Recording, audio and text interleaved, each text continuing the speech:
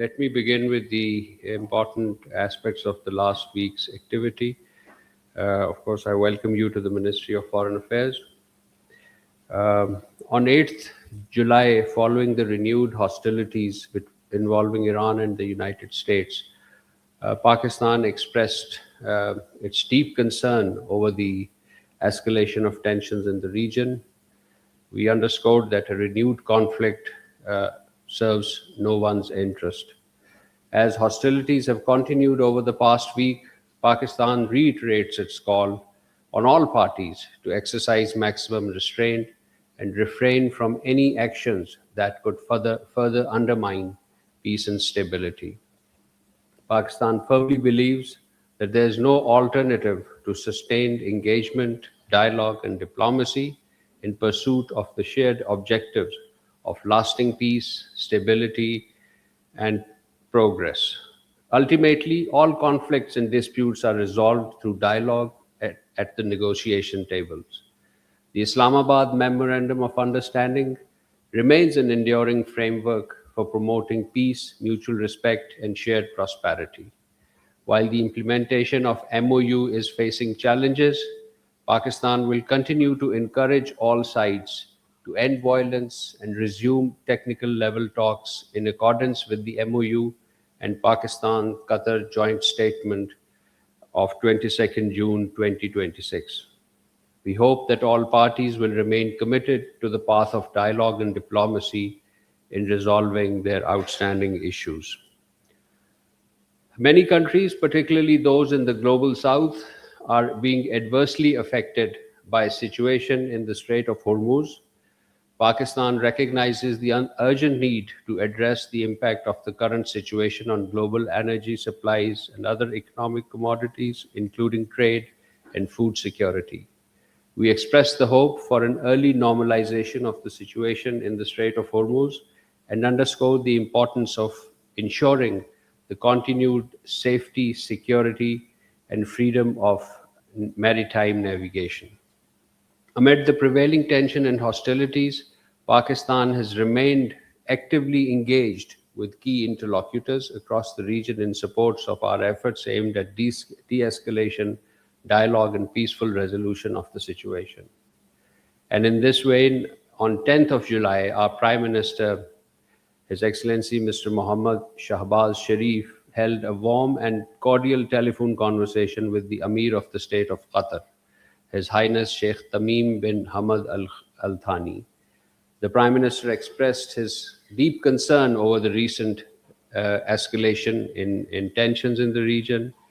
While conveying Pakistan's solidarity and support with the people of Qatar in the wake of the recent attacks on this country, the Prime Minister stressed upon all parties to exercise restraint and refrain from any action that could undermine peace in the region.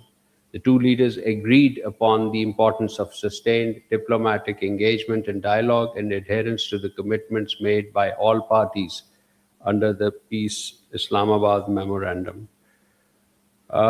His Highness the Amir thanked Pakistan's leadership for playing an active role, a leading role for peace in the region, and assured him of Qatar's continued support in this regard.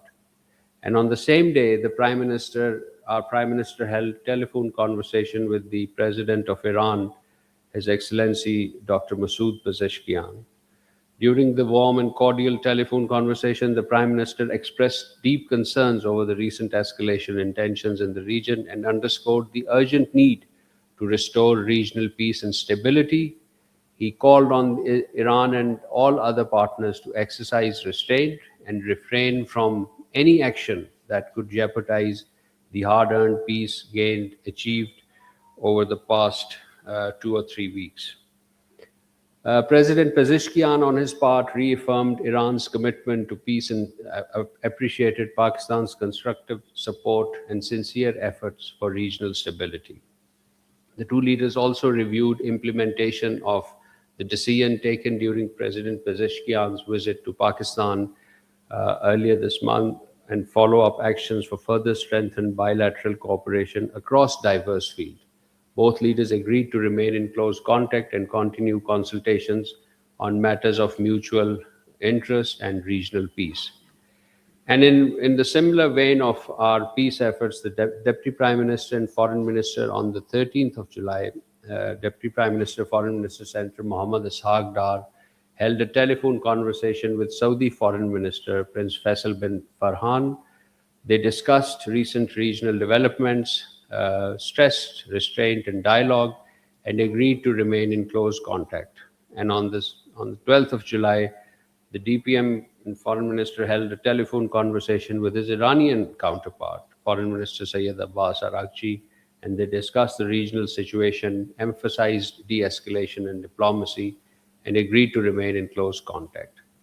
On 13th July, this conversation with the Saudi Foreign Minister, in addition, also discussed regional developments, restrained dialogue, and both sides have since then remained in contact through diplomatic channels.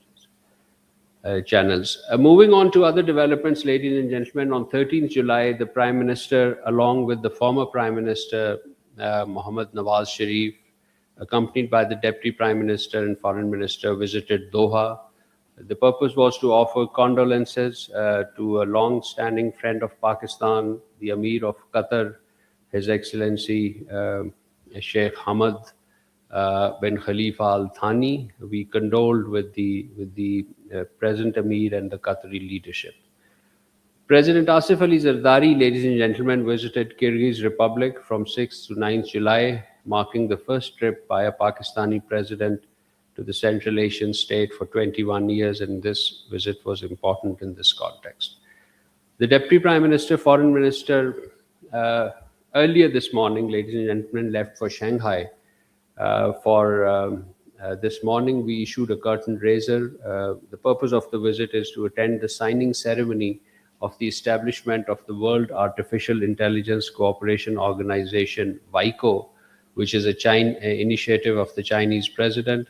The Deputy Prime Minister and Foreign Minister will sign WICO's instrument on behalf of Pakistan as the founding member of this organization. We'll keep you updated of the Deputy Prime Minister's, Foreign Minister's other engagements in the region as they unfold, in Shanghai as they develop. On 9th of July, ladies and gentlemen, the Foreign Minister of the Foreign and European Affairs Minister of Croatia, Gordon Grlic Radman, paid an official visit to Pakistan. This was at the invitation of the Deputy Prime Minister, Foreign Minister. The two sides held delegation-level talks covering bilateral relations of trade and investment, higher education, tourism, cultural exchange, defense cooperation, and collaboration at multilateral forums. They reaffirmed their commitment for expanding economic engagement, strengthening dialogue, and enhancing people-to-people contacts. Ladies and gentlemen, the 9th OIC conference for women was held in Islamabad this week. This was on Monday, 13th of July. 57 member states gathered for this 9th OIC Ministerial Conference on Women. The primary host was our Ministry for Human Rights, and around 190 delegates participated in the conference, which focused on the theme socio-economic and political empowerment of women in OIC countries, challenges and the way forward.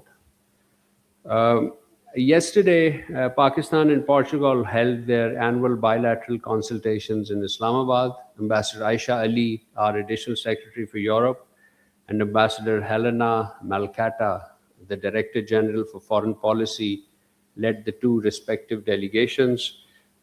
We issued a press release on this late last evening. On 30th June, ladies and gentlemen, finally, let me tell you that on 30th June, Pakistan had submitted its 7th National Report on the implementation of the United Nations Security Council Resolution 1540 to the chair of the United Nations Committee on 1540. This committee, ladies and gentlemen, in 2004, Security Council adopted a resolution 1540 on proliferation of weapons of mass destruction. So, under this, as a result, pursuant to this resolution, a Security Council's Committee on 1540, it's called the 1540 Committee, was established. And Pakistan has been reportedly sending its national reports on our legal and administrative measures taken in by Pakistan to prevent proliferation of nuclear, chemical, and biological weapons and their means of delivery. And in this regard, we outlined our elaborate national legislative, physical protection, border controls, and export controls to prevent such proliferation. Since its inception in 2004, this is the seventh report. So, in the last 22 years, you could see that on the average, we have been submitting its report roughly every 3 years. So, this is an important development that I wish you to be informed of. And it shows Pakistan's credentials as a responsible state, responsible nuclear weapon state, fulfilling its international commitments with regards to non-proliferation. I'll conclude my opening statement, and the floor is